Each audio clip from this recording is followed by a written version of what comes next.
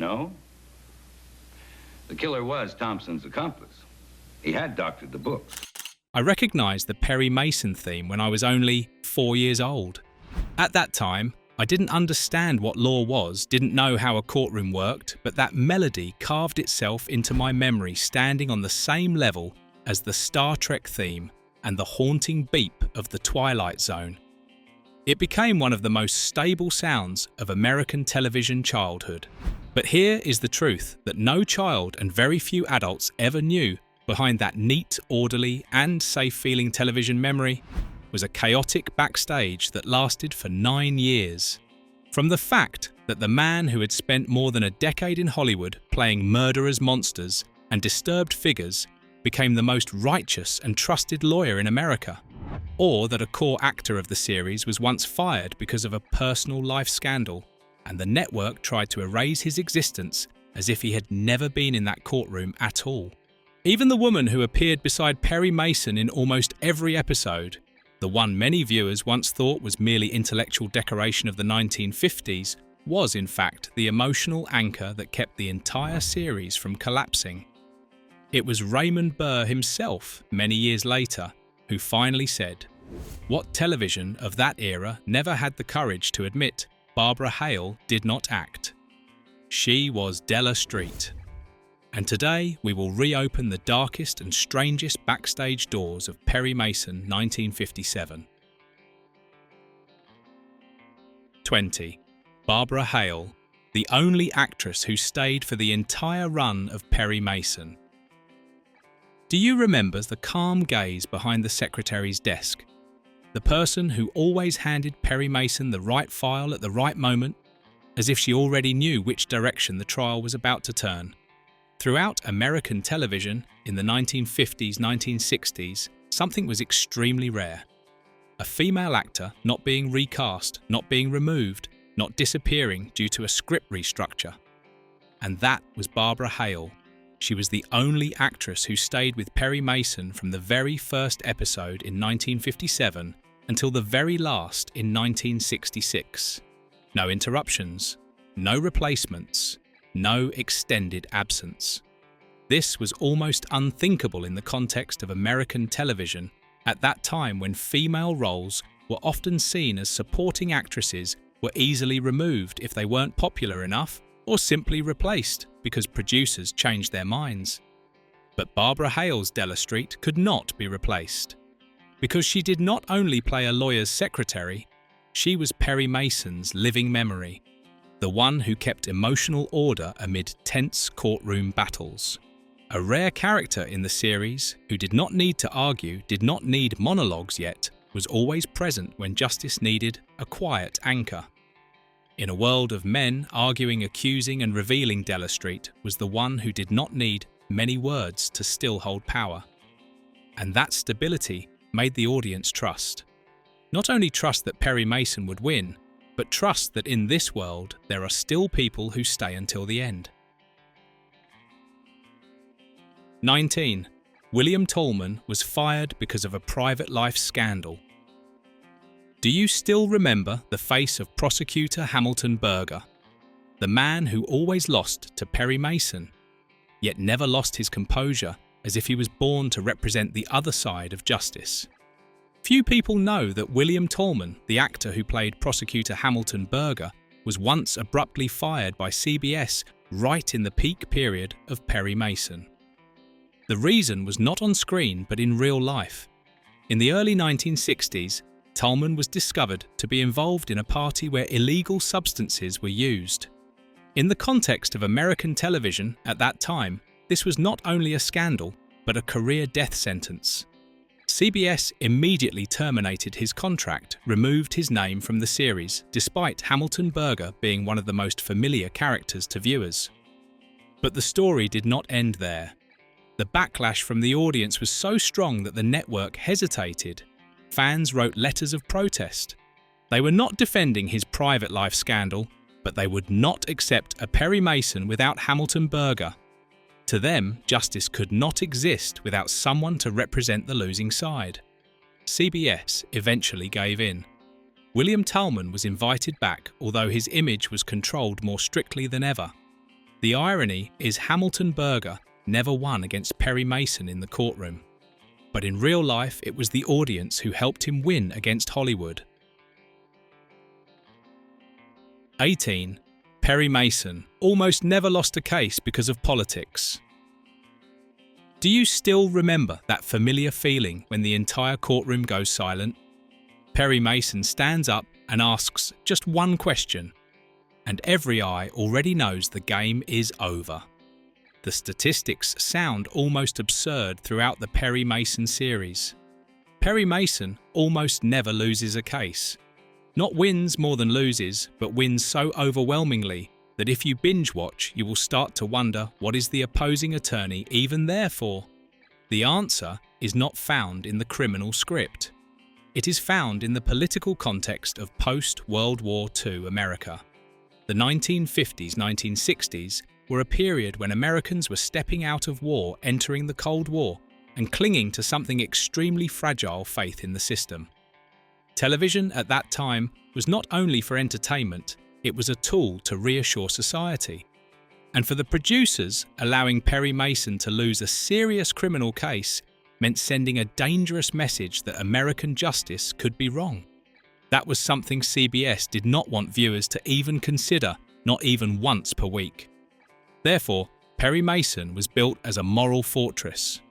The law may be complicated, people may lie, but in the end, the truth will always be exposed and the right person will win. Mason did not only represent his clients, he represented the belief that the system still works, that if you are innocent and patient enough, justice will find you before the episode ends. 17. Raymond Burr, Hollywood's villain before becoming America's great lawyer. If you still remember that gaze when Perry Mason stands still before the jury without grand speeches, without theatrics, only waiting for one precise moment to ask the finishing question, then you truly watched the series closely. That gaze was not learned in law school. It came from darkness. Before wearing the suit of Perry Mason, Raymond Burr was Hollywood's familiar nightmare. For more than a decade, he lived in the world of noir and monster films, murderers, psychopaths, characters. Heavy with the scent of violence, when he entered a frame, a corpse would follow. Burr did not play villains. He was in villainy, dark, threatening, unforgettable. Therefore, when Earl Stanley Gardner, the father of Perry Mason, heard that CBS chose Burr to play the righteous lawyer, he was furious. Gardner imagined Mason should be tall, thin, classically styled, handsome, a clean hero. Burr was the opposite, heavy-set, fierce, carrying the legacy of countless murderers on screen. Gardner strongly objected, calling the network threatening to withdraw, insisting that audiences could not believe that someone who once played killers would stand and defend the innocent. CBS did not back down. They saw what Gardner did not yet see: depth, gravity, lived experience.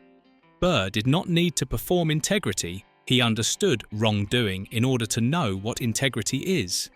And when Burr stepped onto the set for the first time, everything aligned immediately. He did not act Perry Mason as a shining knight, but as someone who had gone through darkness and returned cautious, persistent, full of empathy. A lawyer who knows how to be silent, how to wait, who knows that the truth does not need to shout. 16. The lead actor collapsed from exhaustion but still kept filming. More than 270 episodes over 9 years, a number enough to wear down any actor. It would not be something to wow about if we know that almost every scene included Raymond Burr. For that reason, viewers could clearly see Perry Mason was not the kind of show filmed seasonally for fun. Raymond Burr had to carry the entire weight of the series, long legal monologues, interrogations tense like a tight string, constant rebuttals before the jury. Scripts studied at night. Filming began early in the morning. A 14-hour workday was normal. The consequence came exactly as anyone would predict, just that no one could stop it. In the middle of season 2, Burr collapsed right on set due to exhaustion and had to be hospitalized. Doctors gave him a clear choice: long-term rest or leave the role entirely. Burr chose Neither. He returned in less than 2 weeks, continued wearing the suit, stood in the courtroom, delivered long dialogue lines, as if he had never fallen apart. The network attempted to intervene, add more supporting roles, shorten his lines, even suggested splitting episodes so Burr could rest more. He refused. Burr's reason was not romantic, but very practical. People believe in Perry Mason. Lawyers watch to learn. Law students quote my arguments. I cannot leave them. William Hopper, under the shadow of his mother. You still remember Paul Drake always arriving at the right moment, providing the decisive clue, then stepping back so Perry Mason could take the front right. Few people know that behind that perfectly in-place in-role presence was a pressure heavier than any case file. William Hopper played Detective Paul Drake, fast, practical, saying little, and doing much. A character that seemed to carry lighter weight compared to the central attorney. But in real life, Hopper carried a massive shadow. His mother was Hedda Hopper, the most powerful gossip columnist in Hollywood, someone who could lift a star to the sky or bury them with only one newspaper column. The moment Hopper was cast, whispers spread across the backlot. Did Hedda pull the strings? The truth was less dramatic and more cruel. Hopper had acted for years, always small supporting roles, going to auditions on his own, no privileges, no phone calls behind the scenes. But rumours did not need evidence. They simply stuck silently and persistently. Hopper never spoke out to deny them. Relatives said he endured in silence, then chose the only answer that held weight in Hollywood: work twice as hard. Arrive early, leave late, no complaints, no demands. By season 2, every whisper disappeared on its own. Paul Drake became a character the audience loved, reliable, effective, a gear the series could not run without. Not loud, not flashy, but always essential. 14. The courtroom, so real that real lawyers came to learn. It is not the climactic scenes, not the signature closing arguments. What many people remember most is this feeling whenever the camera opens into the courtroom, the air suddenly becomes heavy, as if you are sitting in a real trial. Although the setting is in Los Angeles, Perry Mason did not film in an actual courthouse. The entire courtroom was built by CBS inside the studio, accurately modelling a California Superior Court courtroom of the 1950s, wooden benches, judge's bench, jury box, measured to real standards, not just made to look like it. The strange part began here. Lawyers, judges, and law students voluntarily came to the set to observe. Some even said outright, "It is more accurate than the court I have worked in." The production invited a retired judge to serve as advisor. He inspected every detail. The witness stand placement must be correct. The judge's bench height could not be wrong, and the exact type of gavel used in real trials had to be used. Actors said that when they stepped into that space, no one dared to joke. Pressure naturally appeared. Scenes were spoken slower, firmer, as if standing before an actual jury. No shouting was needed, only standing in the right place. That courtroom was kept by CBS for many years. Other legal-themed shows even rented it to film. When Perry Mason returned in the 1980s, they rebuilt it exactly the same from the original drawings. 13. Why Perry Mason was supposed to be filmed in colour but ended up almost entirely black and white. Originally, Perry Mason was planned to be filmed in colour. CBS already had the technology. Many other shows were transitioning, and in terms of marketing, colour was the future. But Perry Mason stayed in black and white for 8 out of 9 seasons, and that decision was not nostalgic. It was entirely practical. The strongest opponent was Raymond Burr, not because he was conservative, but because he understood where the heat of the show was located, the courtroom. Burr argued very directly. Colour would distract the audience. Bright ties, polished wood lights, shifting colour tones between camera angles. All of these would eat up the focus away from faces, words, and tension. Black and white was the opposite. It removed noise and kept the core. CBS objected. They said colour was the future. Sponsors wanted colour. Audiences would want colour. Burr responded with the hardest thing to refute ratings. Perry Mason was one of the highest rated programmes. Why fix what isn't broken? That was his argument. The result was a rare compromise. The show continued in black and white until Burr agreed to change. And for 8 years, he did not change his mind. Only in the final season, 1965 to 1966, when colour TV sales exploded and advertising pressure became impossible to avoid, did CBS finally force the switch fully to colour. Burr accepted, but the cost showed immediately on screen. The black and white version created 3 things that colour could hardly replace: a sense of timelessness, not dated by a decade-specific palette; a film noir atmosphere; moral shadows, heavy confrontation; the seriousness of each case. Every gaze is directed at testimony. The colour version was fine. Brighter, sleeker, safer, and similar to many other legal dramas. Many viewers noticed that saying the final season felt softer. Burr never publicly declared he was right, but collective memory already cast its vote. When people think of Perry Mason, they see black and white. 12. The episode that was put into a drawer because real life had just done the same thing. A legal television show became frightening to the point it didn't dare to air. And not because it was violent, offensive, or political, but because it was too similar to real life. That was the fate of The Case of the Lover's Leap. An episode of Perry Mason that was fully filmed, fully edited, and formally scheduled for broadcast. Everything was ready until 3 days before airtime. CBS pulled the episode. The reason at first glance sounds fictional. The plot revolves around a woman faking her own death by jumping off a bridge, then framing someone else for murder. Exactly the kind of twist-brain structure familiar to Perry Mason. But at that exact same time in real life, Los Angeles had just experienced a true bridge-jumping case with details similar enough to be disturbing. Local police called the network. Their concern was very specific. Airing the episode could spark copycat behaviour or deepen the pain of the victim's family when the tragedy was still too fresh. CBS did not hesitate. The decision was made right there in the meeting room store, the episode in the vault.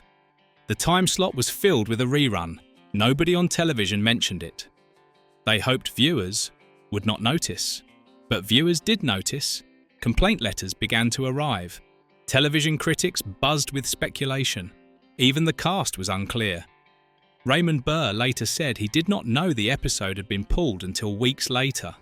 And so for decades, The Case of the Lover's Leap became a ghost episode existing on paperwork, in the memories of the crew, but unseen by anyone. Only when Perry Mason entered its syndication era did this episode quietly appear, no promotion, no fanfare, as if it had never caused trouble at all.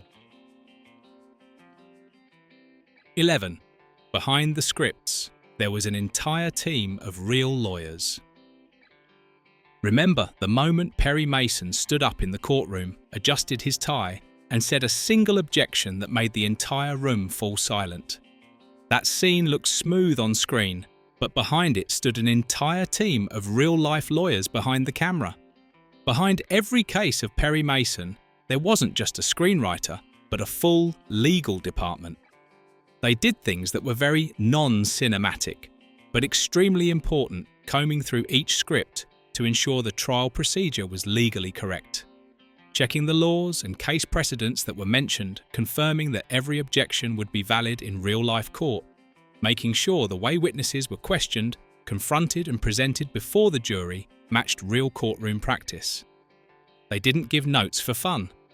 Lawyers rewrote dialogue, adjusted the staging, and even pointed out where actors should stand in the courtroom to resemble an actual trial most accurately. This caused not a few screenwriters to be annoyed. They complained that the schedule slowed down. Dialogue became too technical, dramatic. Tension was broken. But Earl Stanley.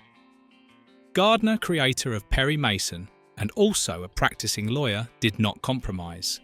He said very bluntly, "If Perry Mason breaks the law, real lawyers will stop watching.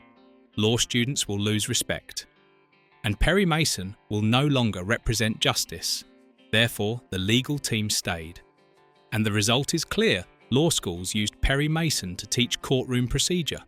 The American Bar Association praised the show for its accuracy. Many real-world lawyers admitted they learned how to argue before a jury from Perry's closing speeches." 10. The courtroom audience faces you have seen more times than you think. Remember those shots gliding past the jury benches where some people slightly tilt their heads? Someone holds their breath. Someone widens their eyes. Right when Perry Mason drops the deciding question. If you feel a sense of déjà vu, it's not your memory playing tricks on you. The audience inside Perry Mason's courtroom was not chosen randomly. In reality, the production used a fixed group of background actors who appeared repeatedly throughout many seasons. They were people who were familiar with the rhythm of courtroom shooting, knew exactly which seat to sit in, knew when to gasp, when to frown, and when to quietly say, "Oh!" Some faces appeared in more than 50 episodes, more than several supporting characters who even had lines. And then the unavoidable happened. Sharp-eyed viewers began to notice the pattern. A woman seated in the middle row in Season 3, wearing a red dress, stunned when hearing a confession. In Season 5, the same woman but in a blue dress. A man sitting at the back appeared so often he became an inside joke among fans. Letters began arriving at the network. Does Los Angeles only have this many people eligible for jury duty? The crew never responded officially, but behind the camera everyone laughed a lot. One assistant director once joked, "That's Perry's courtroom family, always there to witness justice." 9. Prosecutor Hamilton Burger lost 271-271, yet became a legend. "Just let me win one case." That was the sentence William Tallman, who played prosecutor Hamilton Burger, had to say when joining the series. Throughout all 271 episodes of Perry Mason, Hamilton Burger faced Perry Mason 271 times and did not win a single one. William Tallman did not portray Burger as an idiot. On the contrary, he delivered a prosecutor who was dignified, intelligent professional, and over time increasingly exhausted. Behind the scenes, Tallman was genuinely frustrated by this infinite losing streak. He pleaded with the writers for just one win. The writers even felt sorry. But Earl Stanley Gardner's rule was absolute. Perry Mason does not lose. Tallman did not give up. He changed his acting strategy. Burger was no longer the arrogant prosecutor. He became a tragic hero, skilled, ethical, but continuously ramming himself into the wall, named Perry Mason. His lines became less boastful, more burdened. Anger gave way to weary acceptance. Critics began to see Burger differently pitiful, not because he was inferior, but because the script structure forced him to lose. From that came the professional joke to get Burgerid to lose a case. You should rightly have won. Many years later, Tallman said the role taught him one rare thing on television. Dignity is not found in whether you win, but in how you lose. And Burger lost with a solemnity that not many other characters ever earned, even the ones who won. 8. The most special audience, those who are in prison. Thanks to its rare legal accuracy, Perry Mason attracted a group of viewers few would expect prisoners. In many prisons across the United States, inmates actively requested to watch Perry Mason. On movie nights, the TV room was packed, and according to guards, those were also the quietest moments. Some watched to learn the law, some to see where they had gone wrong. But many letters sent to the show said something completely different. They watched to find hope again. A life sentence inmate. The letter is currently stored in the CBS archive wrote that seeing Perry Mason never give up on his clients made him feel he was still human, still worthy of someone standing up to defend him, even when the system had turned its back. The crew could not provide legal help or change a sentence, but Raymond Burr did read those letters. From that point on, he said he approached the role differently, not merely playing a lawyer, but representing a belief that everyone deserves to be defended, and that justice is not only for the innocent, but also for the accused. The audience in prison may not have seen Perry Mason change on screen, but Burr changed because of them, and that is what made the show deeper. 7. Perry Mason's office. Not just a set, but an actual law office. Do you remember those slow camera shots gliding past the bookshelf behind Perry Mason? Those thick spines, dark leather covers standing silently as if they had been there all their lives, not for decoration, but waiting to be opened.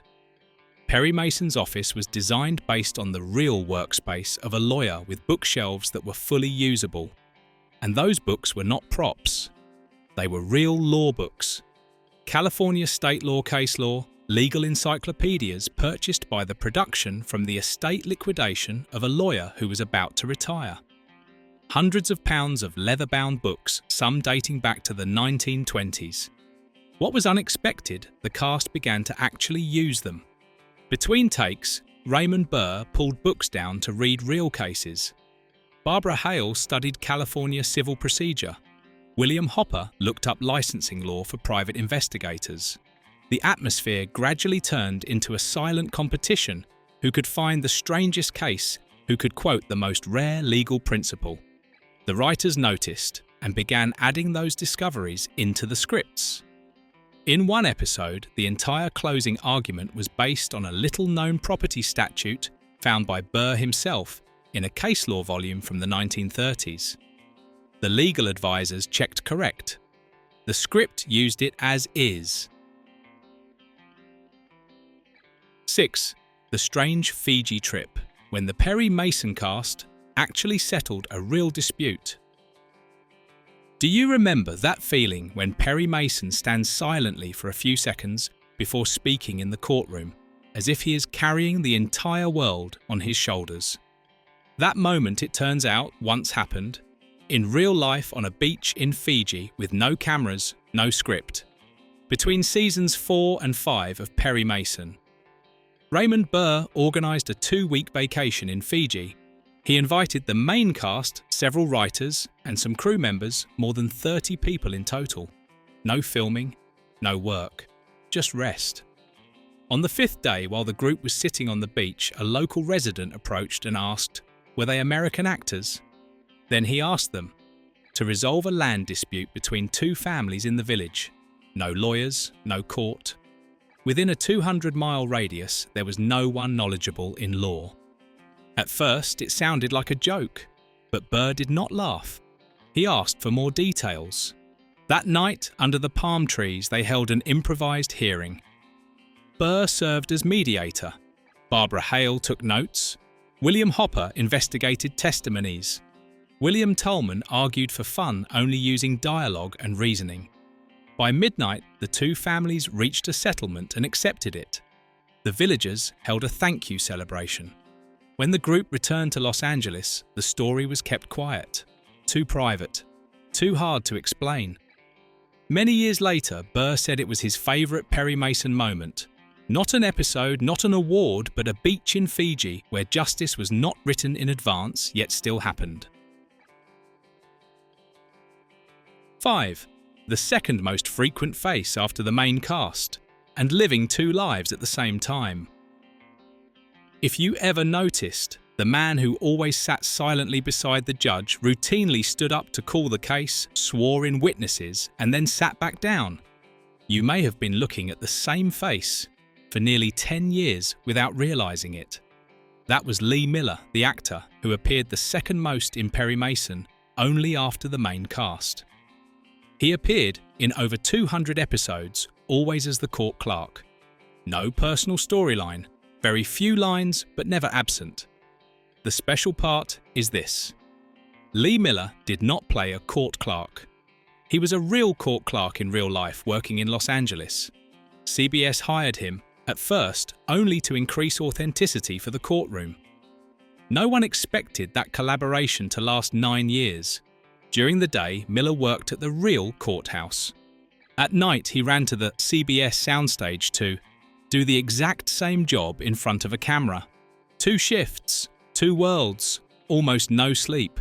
Someone once asked why he didn't quit one of them. Miller answered. Very simply, he couldn't. The real courthouse needed him, and Perry Mason needed him too. Ironically, Miller once said the courtroom on TV was sometimes even more real than the one outside. In a real court cases, drag-on compromises happen, and the guilty can walk free. But on Perry Mason, within exactly 1 hour, the truth always comes out and justice always wins. 4.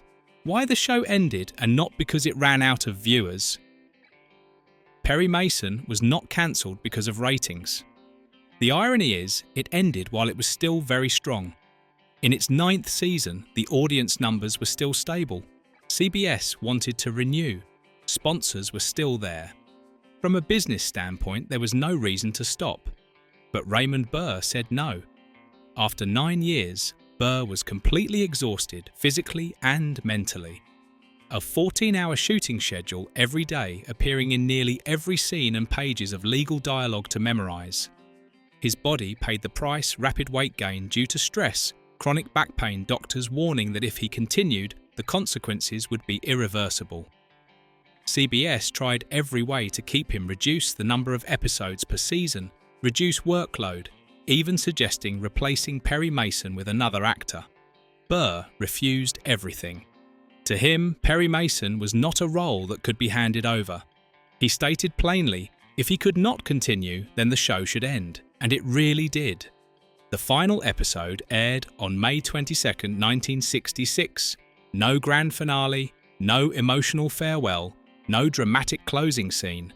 Just another case, another victory, another day of work in the courtroom. Then the screen went dark. Audiences were upset, wrote letters begging for its return.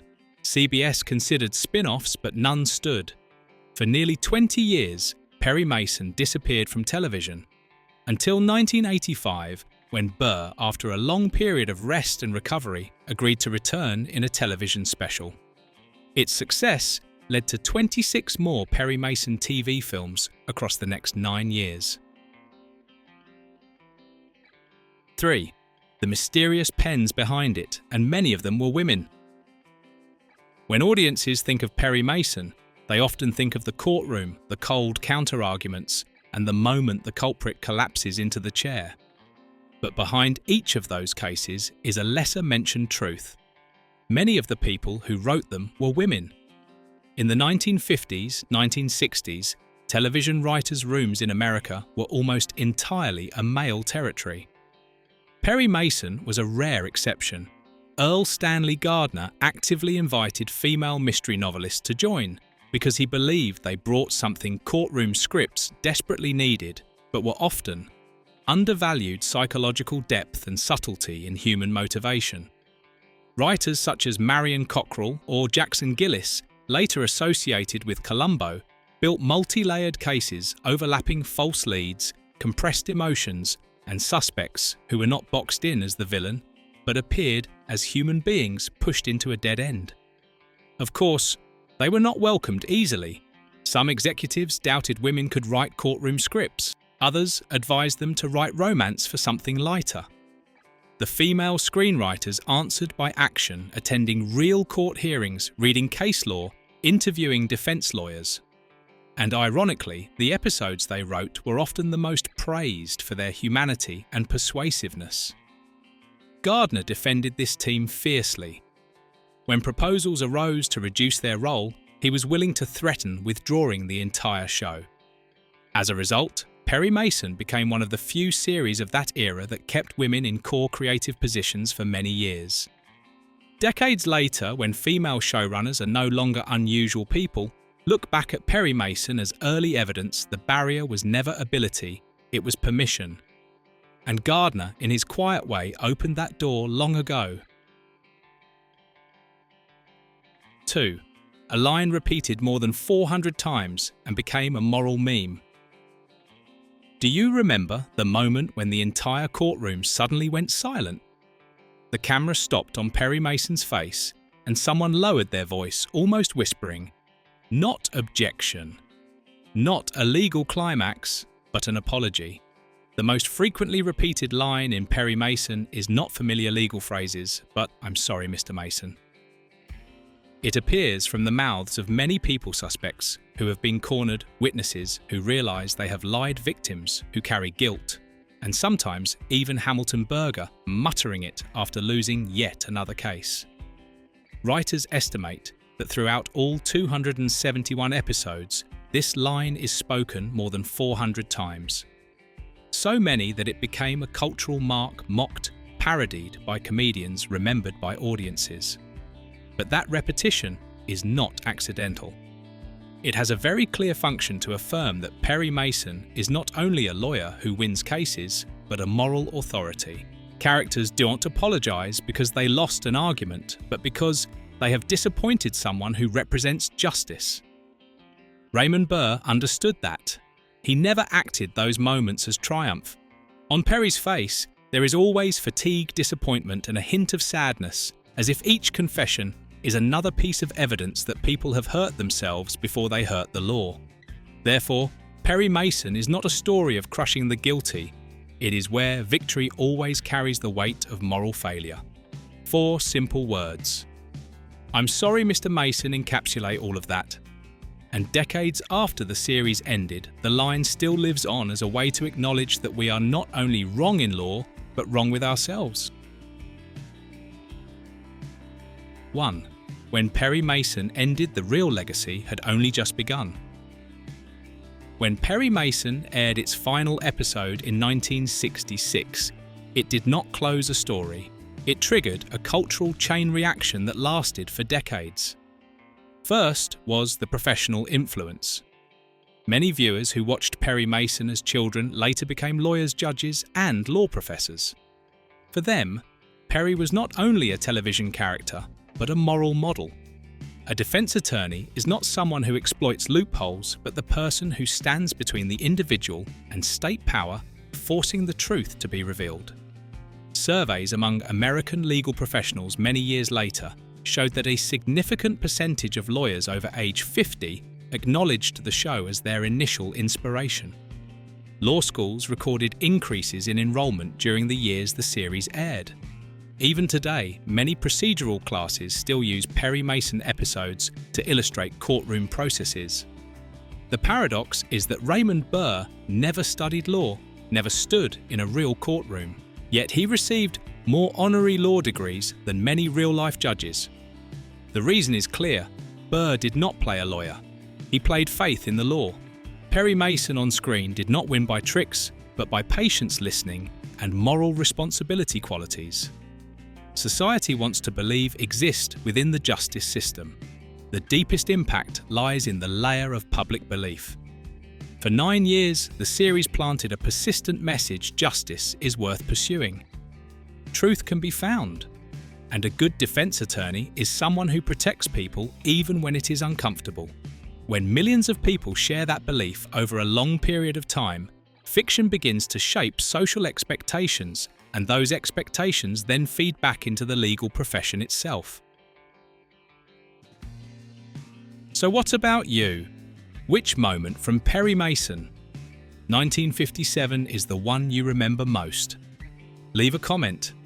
And if you want to continue unlocking other deleted scenes from Hollywood's golden age, don't forget to like, subscribe, and turn on the notification bell. You will be surprised by what Hollywood has kept hidden from you for decades.